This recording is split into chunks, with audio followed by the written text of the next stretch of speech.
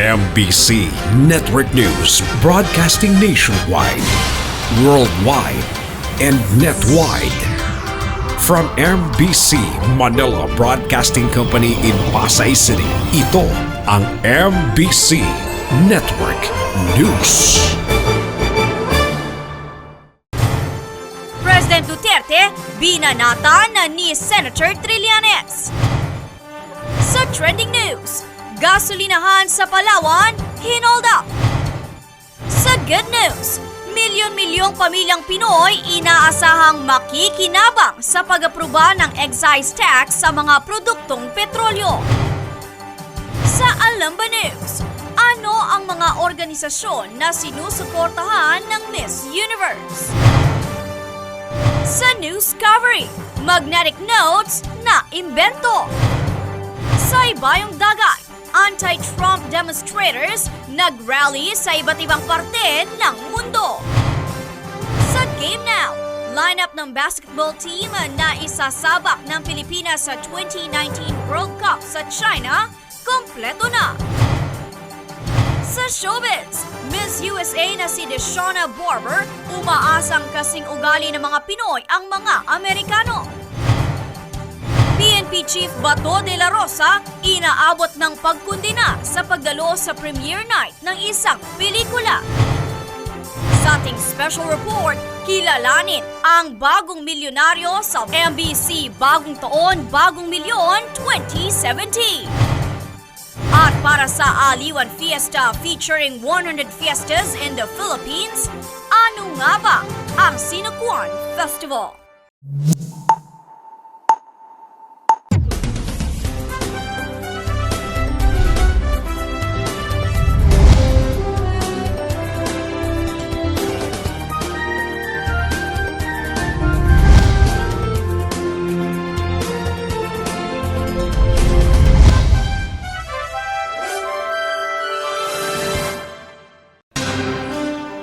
Magandang araw Pilipinas, Luzon, Visayas, Mindanao at sa buong mundo.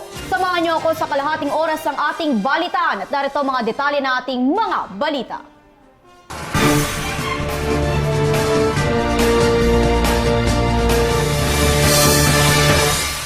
At para sa ating top story, may nakaamba na namang pagtaas ng presyo ng produktong petrolyo. Kung magkano ang magiging dagdag presyo, alamin natin mula sa report ni RH48, Sheila Eduba.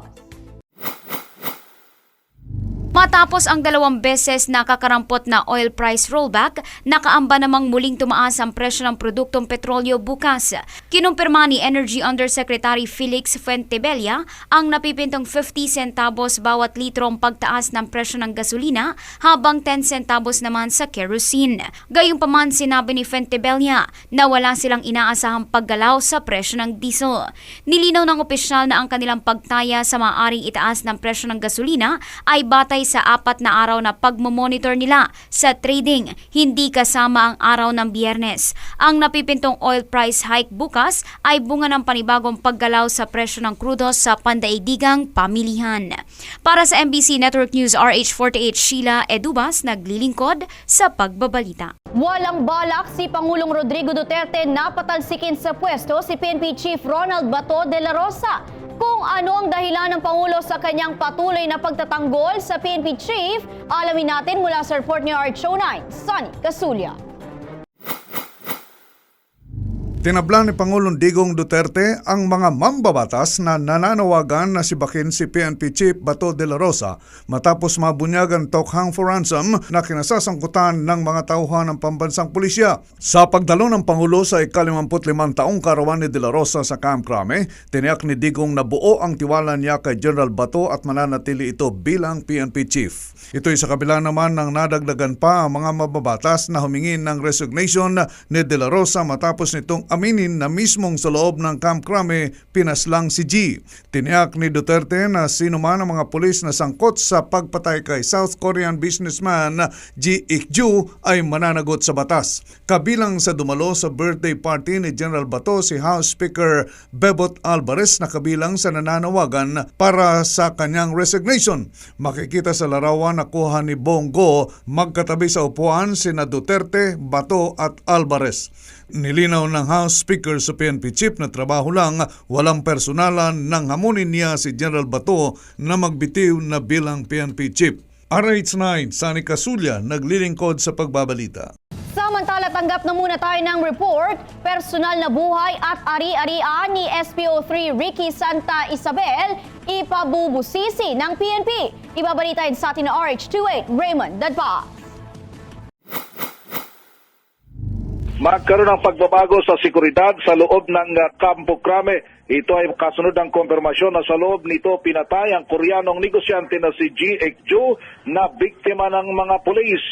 Ayon kay Police Senior Superintendent Junardo Carlos ng PNP Public Information Office, kanilang rerepasuhin ang nakalatag na security procedure na ipinatutupad sa kampo. Sinabi ni Carlos na dito nila tukuyin kung ano mga dapat na baguhin upang hindi na maulit ang naturang insidente. Kasama sa kanilang pwedeng maaring pagbabago ay ang updating sa CCTV system sa loob ng Campo Crame upang mapatagal ang preservation ng hard drive ng kopya ng CCTV footage dahil sa ngayon ay umaabot lamang sa 30 araw ang na pwedeng ma-preserve ang mga kopya ng CCTV at yung nangyaring insidente kay Joe ay noon pang buwan ng Oktubre. Iyan ang DZRH News. Raymond Dadpa sa Riswante, naglilingkod sa pagbabalita. Samantala, muli na namang bumanat si Senator Antonio Trillanes IV kay Pangulong Duterte. Kung ano ang pinaghugutan ng mga pasaring ng senador laban kay Duterte, alamin natin mula sa report ni RH48, Sheila Eduba.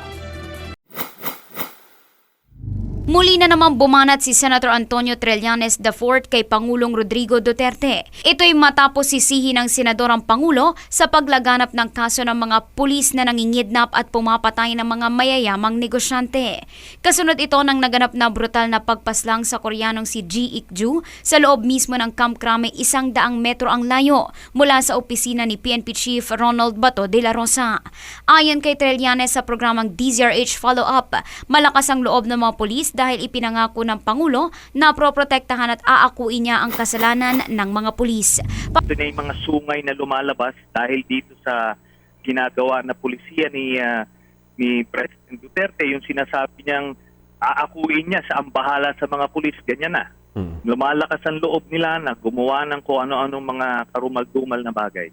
Makita mo yung lakas ng loob na nawala ng pakialam. Kasi nga, sabi ng presidente nila ay aakuin yung kanilang mga kasalanan. Pero papakita natin dito na yung presidente ninyo, hindi kayong kayang proteksyonan na pag gumawa kayo ng masama at kalokohan, at yung presidente nyo na yan, hindi yan nakapwesto habang buhay. Para sa MBC Network News RH48, Sheila Edubas, naglilingkod sa pagbabalita. Senado hinikayat na ipasa na ang amyenda sa Sin Tax Law. Ibabalitain sa atin ni RH14, Lef Narciso Abinales. Kinalampag ni Deputy Minority Leader Lito Atienza ang Senado para aksyonan na ang panukalang amyenda sa Sin Tax Reform Act. Iginit ni Atienza ang pangailangang maipasa ang panukala para protektahan ang industriya ng tabako dahil dehado ang mga ito sa kasalukuyang batas na pabor lamang sa interes ng multinational companies na nagbebenta ng imported at branded na mga sigarilyo. Ang House Bill number 4144 na una nang inaprubahan ng Kamara ay inihain ni ABS Party List Representative Michael De Vera na tubong Santo Domingo, Ilocos Sur. Ipinaalala ng kongresista na dating namamayagpag ang tabako sa Pilipinas, pero pinatay ito ng mga batas na sa halip makatulong ay nagpahina sa industriya. Iginiit naman ni De Vera na kung hindi maaamyendahan ang batas, hindi mapipigilan ang consumers na bumili ng mamahaling sigarilyo dahil maliit lamang ang diferensya sa presyo ng local at imported. Samantalang kung pananatilihin ang two-tier structure mula sa unitary system, kikita na ang gobyerno, mababalanse pa ang industriya ng tabako at ang promotion na mapababa ang paninigarilyo. Sa ilalim ng ipinasang bill ng Kamara, itataas ang tax rate ng murang sigarilyo sa 32 pesos kada pakete, habang 36 pesos sa kada pakete naman ng mamahaling yosi. Yan ang DZRH News, Narciso Abinales, RH14. Naglilingkod sa pagbabalita. Tumatanggap ng 40,000 pesos sa mga board member ng SSS kada meeting. kung legal ba ito at kung ilang beses silang nagsasagawa ng pulong sa isang buwan, alamin natin mula sa report ni Archo 9, Sonny Casulia. Tumatanggap ng 40,000 piso kada meeting ang mga board members ng SSS. Ito ang inamin ni dating SSS board member Benny Laguesma sa programang Ireklamo kay Greco. Pero iginiit nito na hindi tumanggap ng sahod ang mga board members at tanging dito lamang sila binabayaran. Pagka board member ho ng SSS ay kumikita daw ng malaki at every meeting daw po ng mga board member, kayo daw po ay kumikita ng 40,000. Totoo ba ito, Sir Benz? Yun po, totoo po yung sinabi ninyo na every board meeting, yun po yung naitadhana doon po sa guidelines na pinalabas po ng tinatawag nating Governance Commission for Government Owned and Controlled Corporation na kanila naman pong isinubmiti noon sa Office ng Pangulo. Ayun po yung Category A, no? Kasama po dyan yung SSS, GSIS, based po sa kanyang income saka sa kanyang financial situation. Pero wala pong sweldo ang mga board members ng SSS ng komisyon. Kaya yun po naman tinatanggap nila, hindi po sila ang nagpanukala para sa kanilang sarili. Yun po ay tinatanggap sa pangkalahatan ng mga GOCCs na kasaklaw doon po sa tinatawag na Category A. No? Binanggit ko nga po yung SSS. So, totoo po yan. Ano man po yan, public record po yan, pwedeng tignan kung magkano ang natanggap ng isang commissioner batay sa kanyang performance ng kanyang trabaho bilang commissioner. Nang tanungin naman kung gaano kadalas ang pagkakaroon ng meeting sa SSS, ang sagot nila Guesma. Usually in 1 month, gaano karaming meetings kaya? I mean, dalawa lang. Dalawa lang. Pero sir, may mga chismis kasi na yung iba daw nagpapacheck lang ng attendance tapos kinukuha na yung 40. Totoo ba yun, Sir Benz? Hindi po. Sa akin pong personal na naging karanasan. Alam niyo po, through the years, medyo naging demanding ang role, ang trabaho ng mga members ng commission o ng board, no? Whether private or public corporation or government-owned and controlled corporation. Kailangan po na mag-aral ka kasi alam niyo po, ang sinasubmit sa inyo minsan mga proposal tungkol sa purchases na amounting to millions. Dapat mong tignan mo po yung iyong responsibilidad kasi meron ka pong fiduciary responsibility na yung ipinagkatiwalang pera, specifically po sa SSS, ng mga membro, i-manage ninyo na hindi naman nyo nire-reward ang sarili ninyo. Meron pong mga pamantayan, merong mga panuntunan na dapat na masatisfy, ma-comply, bago ma-entitle ang isang tao o isang komisyoner. Doon po sa mga sinasabing, ito ang pwede mong tanggapin, ito ang pwede mong tanggapin, no? RH9, Sonny Casulia, naglilingkod sa pagbabalita. Sa iba pang balita, nasubukan na ang zipper lane ng MMDA sa EDSA. Kung naging epektibo ba ito at kung may mga problema bang nakita sa kasagsagan ng dry run, alamin natin mula sa report ni RH48, Sheila Eduba.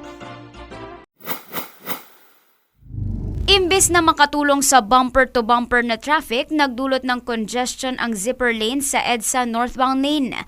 Aminado ang MMDA na may problema pa sila pagdating sa trapiko sa northbound, pero nagdulot umano ng ginhawa ang zipper lane sa mga patungong Ayala via southbound lane. Yung initially po our objective, yung ma-accomplish yung time travel na mabawasan going to south o particular papuntang Ayala area. Ay natin po namin yung objective nito. Mabilis po siya. No? There are siyempre po may mga aspect na hindi namin napapansin. Yan nga lang po ito. Hindi po namin na-anticipate yung nung volume ng sasakyan going to northbound po. Kasi nag-ano kami ng isang lane dito sa banda mula Main Avenue hanggang Aguadis area.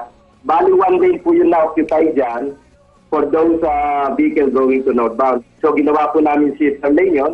Now, ang resulta po na tama nga natin namin yung objective na mapabilis yung travel going to southbound. Sa northbound naman po nagkaroon ng problema na we are now looking kung paano namin ma-address ngayon yung mga motorists maiwasan yung sobrang traffic going to northbound po.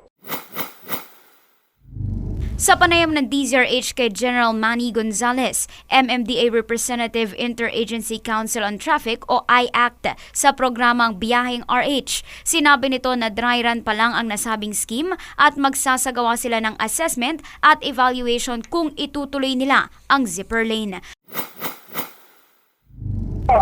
Driver lang po tayo ngayon na magkakaroon kami ng evaluation. Hanggang ngayon pinag-uusapan namin yung talagang main impact at saka yung sino magbe-benefit nitong ginawa naming scheme, no? So, hindi pa po tapos yung aming assessment and evaluation. Kung itutuloy pa po namin to, we will do some other scheme na makakabuti sa mga motorista po. Para sa MBC Network News RH48, Sheila Edubas, naglilingkod sa pagbabalita. Samantala, tropa ng militar patuloy ang pagtulong sa mga lugar na apektado ng baha. Ibabalitain sa atin RH24, Edmar Estabilio. Nananatili ang tropa ng militar, partikular ang 4th Infantry Division na kasama sa binuong Humanitarian Assistant Disaster Response o HADAR ng AFP sa Agusan del Sur at Agusan del Norte. Ayon kay Brigadier General Restituto Padilla, ang opisyal ng tagapagsalita ng Armed Forces of the Philippines, patuloy ang pagtulong ng tropa ng militar sa mga epektado ng pagbaha sa mga naturang lugar at ng pagkipag-ugnayan ng mga ito sa mga tauhan ng Provincial Disaster Risk Reduction Management Council para sa pamimigay ng mga relief goods.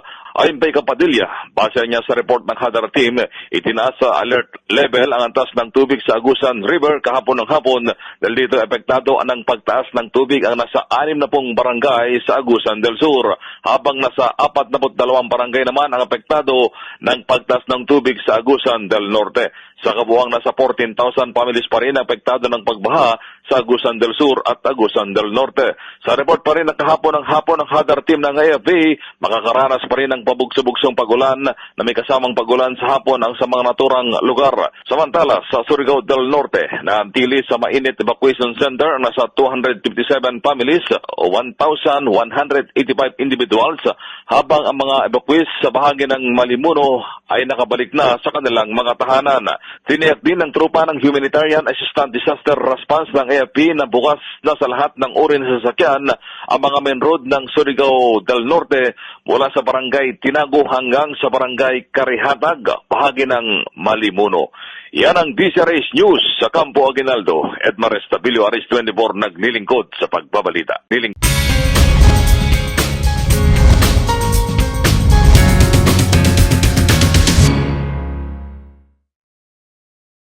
Samantala, magbalitang showbiz na muna tayo. Miss USA na si Deshauna Barber, umaasang kasing ugali ng mga Pinoy ang mga Amerikano. Ibabalitain sa atin ni RH43, Rocky. Hindi maitago ang mga ngiti ng pambato ng Amerika sa darating na Miss Universe na si Deshauna Barber kapag natatanong ito tungkol sa Pilipinas. Ayon kay Miss USA, punong-puno ang mga Pinoy ng hospitality at lahat umano ng kanyang nakakasalamuha dito sa Pilipinas ay sobrang bait, sweet at maalaga. Sana umano ay maging kasing ugali din ng mga Pinoy ang lahat ng mga Amerikano. Ang iba pang detalye para sa aking balitang yan, mamaya alas 12 ng tanghali sa aking STL, Showbiz Chismis Live. At yan aking balita, ako naman si RH43 Rocky, ang inyong kaliga sa mundo ng showbiz.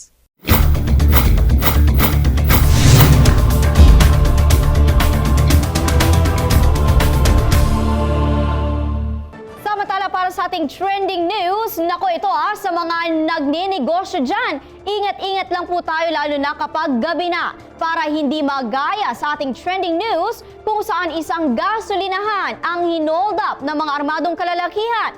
Para sa kabuang detalye ng report niyan, narito ang ating report.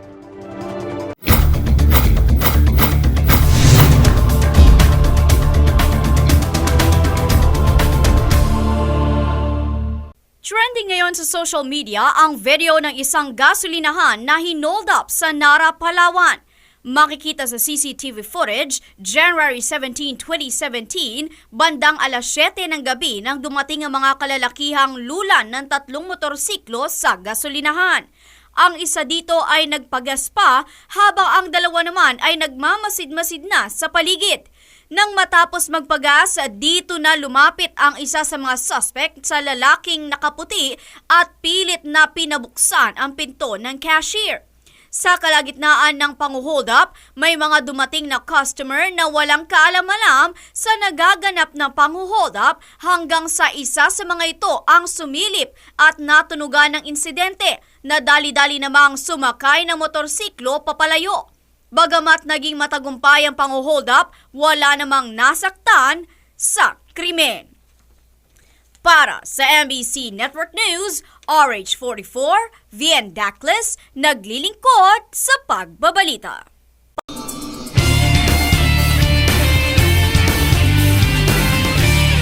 Marami ang natuwa matapos na iurong ang plano sanang pagpapataw ng vanity tax sa mga produkto at serbisyong pampaganda na ipapalit din sana sa pinangangambahang pagpapataw naman ng excise tax sa mga produktong petrolyo. Ngunit sa halip na katakutan ang nasabing excise tax, ay direkta naman umanong mapapakinabangan ng mga may hirap na Pilipino.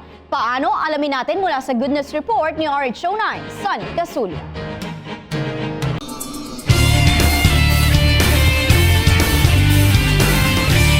Nasa 10 milyong pamilyang Pinoy ang makikinabang sakaling maaprubahan na ang panukalang pagpataw ng excise tax sa mga produktong petrolyo. Ito ay sa pamamagitan ng cash transfer program na ipatutupad ng gobyerno mula sa buwis na masisingil mula sa mga kumpanya ng langis sa bansa. Paglilinaw ni Finance Undersecretary Carl Chua, hindi magiging pabigat ang ipapataw na 10% dagdag buwis sa mga produktong petrolyo dahil anya, direkta naman itong mapupunta sa mga mahihirap na pamilya sa bansa. Giit na Chua, hindi naman magiging permanente ang nasabing programa, subalit isang malaking hakbang na ito upang kahit paano ay maiangat ang buhay ng maraming mahihirap na Pilipino. At yan ang ating Good News. RH9, Sunny Casulia, naglilingkod sa pagbabalita.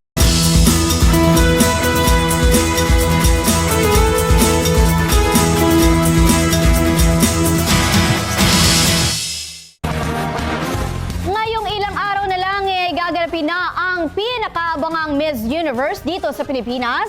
Alam niyo ba kung ano ang mga organisasyon na sinusuportahan ng Miss Universe? Narito alamin natin mula sa report ni RH49, Rita Salonga.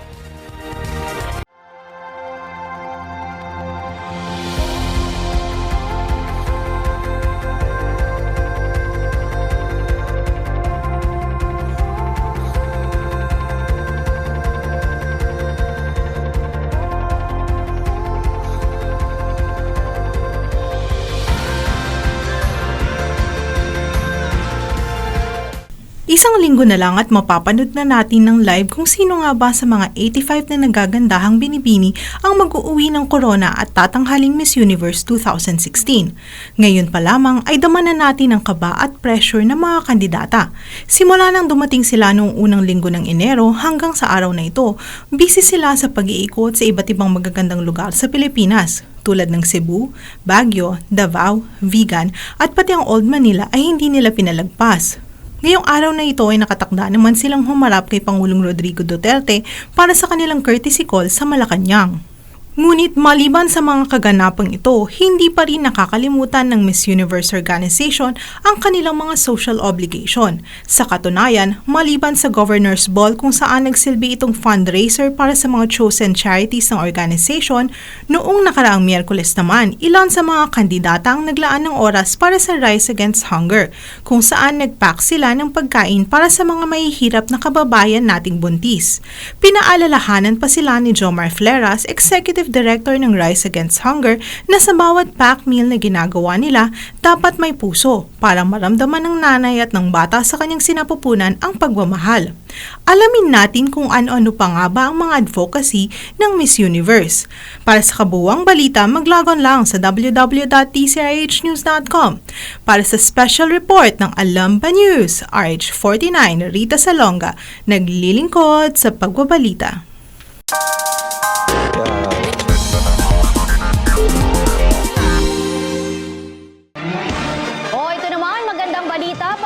Magulang na sobrang busy sa trabaho, naimbento na po ang Magnetic Notes. Kung paano nito mapapadali ang ating gawain sa bahay, alamin natin mula sa report na ito.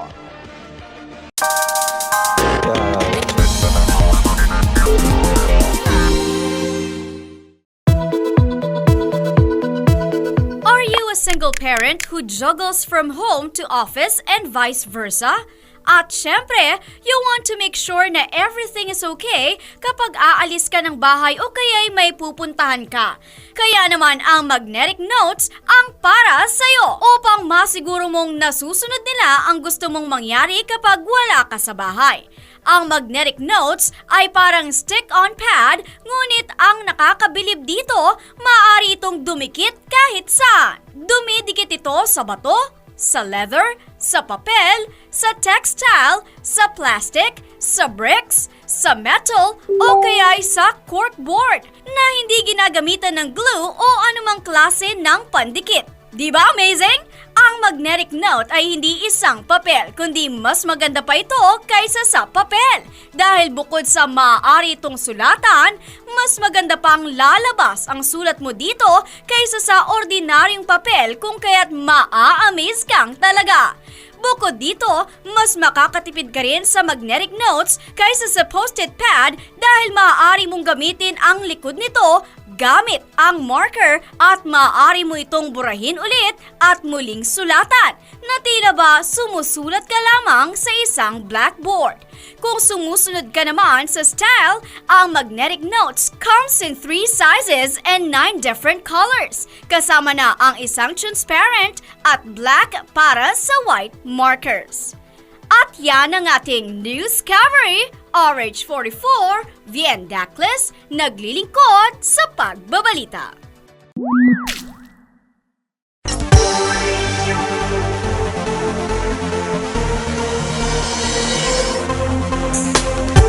Anti-Trump demonstrator nagrally sa iba't ibang parte ng mundo. Matapos ang inaugurasyon ni US President Donald Trump, malaking grupo ng mga relista ang nagsagawa ng magkakahiwalay na kilos protesta para depensahan ang equality at diversity o pagkakapantay-pantay at pagkakaiba-iba ng bawat isa na nanganganib na mayurakan sa ilalim ng Trump administration.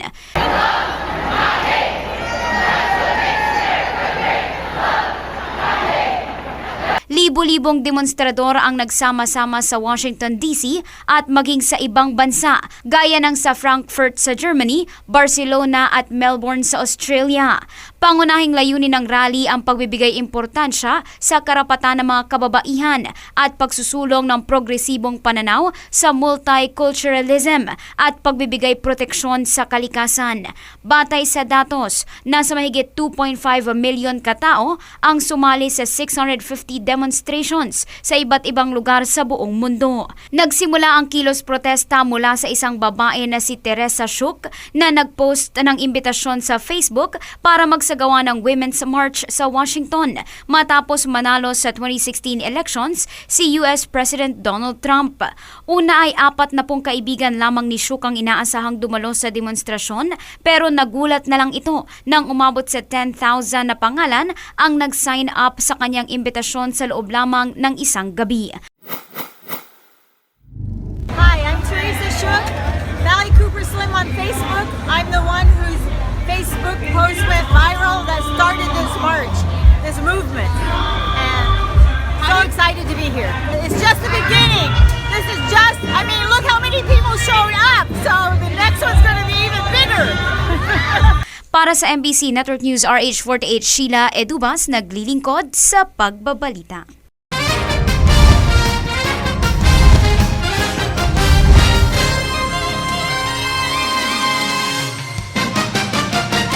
Inanunsyo kagabi ang Gilas Pool kung saan kukunin ang mga players na isasabak ng Pilipinas sa 2019 FIBA World Cup sa China. Ayon kay Coach Chot Reyes, buo na ang 24-player pool para sa Gilas Pilipinas na pangungunahan ni 3-time PBA MVP Junmar Fajardo ng San Miguel Beermen. Sinabi ni Reyes na bukod sa bilis at diskarte, isinang-alang-alang niya ang age factor sa pagpili ng mga players kung saan ang pinakamatandang player ay 30 years old na si Jason Castro. At yan ang ating balitang pampalakasan para sa Game Now. Ako si Toby Pavon.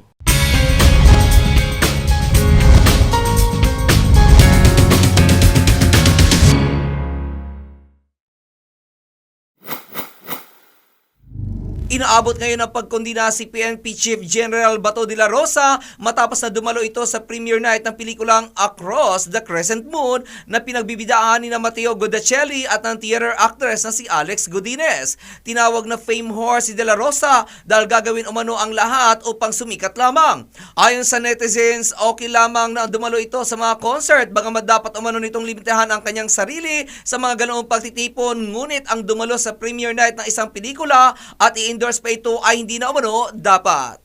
Ang iba pang detalye para sa balitang yan mamayang alas 12 ng tanghali sa aking STL, Showbiz Chismis Live. At yan aking balita, ako naman si RH43 Rocky, ang inyong kaliga sa mundo ng showbiz. At ito nga lamang nakaraang Sabado, nagkaroon po tayo ng isang draw at kinilala na po ang ating milyonaryo para sa MBC Bagong Taon, Bagong Milyon 2017. Sino nga ba siya? Panoorin natin ang report na to. Akala mo ba tapos na ang selebrasyon ng Pasko at Bagong Taon? You are definitely wrong! Hindi pa tapos ang pamahagi ng kwarta ng Manila Broadcasting Company para sa isang masaganang Bagong Taon para sa ating mga masuswerteng winners ng MBC Bagong Taon, Bagong Milyon 2017 Grand Draw. Pero syempre, ang pamahagi ng swerte ng MBC ay hindi magiging posible without our beloved partners. Kasama dyan ang mga sumusunod: Shield Bath Soap, Star Wax Floor Wax, Pride Detergent, Unique Toothpaste, Smart Dishwashing Paste, Nescafe Creamy White, Nesfruta, San Miguel Pale Pilsen, Gold Eagle Beer, Alaska, Manila Bulletin, Tempo at Balita. Nakijaming pa at naghatid ng kasiyahan sina Princess Velasco, Chris Lawrence at JR. At dito nga lamang Sabado, finally, pinangalanan na ang mga nagwagi at magsisimula na magandang Bagong Taon. Narito sila.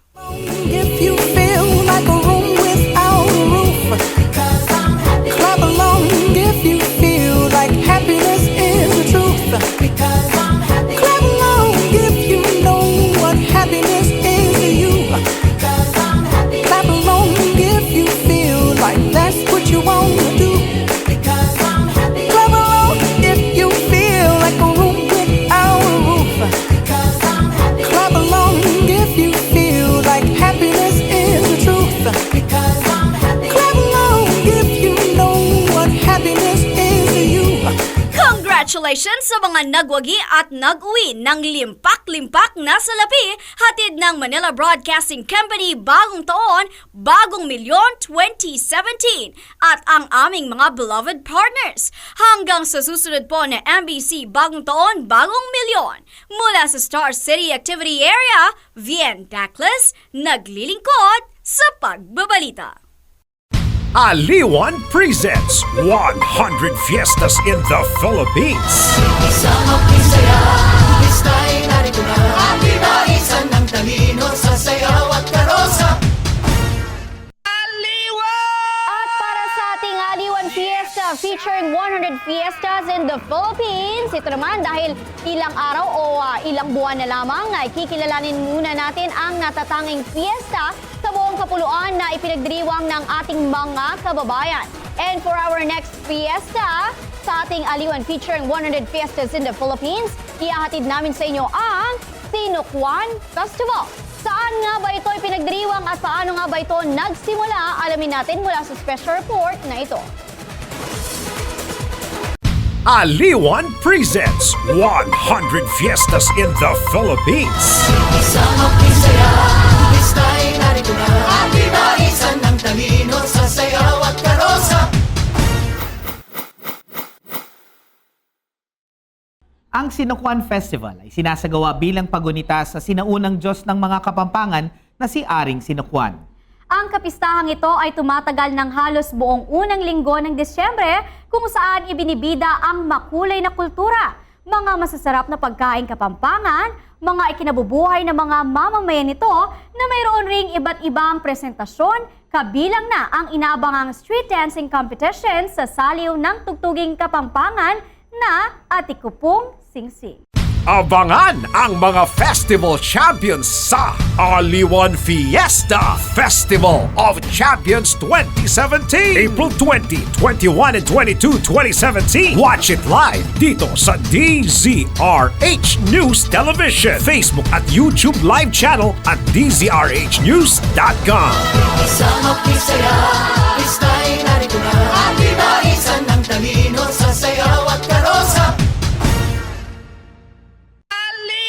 And speaking of Aliwan Fiesta 2017, ilang araw na lamang ba bago mag-Aliwan Fiesta? Meron na lamang tayong 89 days bago po ang Aliwan Fiesta. O, malapit-lapit na yan ha. Maghanda na po kayo at bisitahin niyo po kami dito sa harap ng Aliw Theater dito sa Vicente Soto Street sa Ross Boulevard, Pasay City. Magkita-kita po tayo dyan sa ating 3-day event na yan. At sumayin nyo na naman ang kalahating oras ng ating balitaan. Mga impormasyong dapat ninyong malaman saan mang sulok ng mundo. Sa ngalan ng buo-buo ng MBC Network News at ni Dennis Antinor Jr., ako po ang inyong lingkod sa pagbabalita. Ako po si Vien Dacles. Bukas, alas 11 ng umaga, tuloy-tuloy ang ating balitaan dito lamang sa MBC Network News.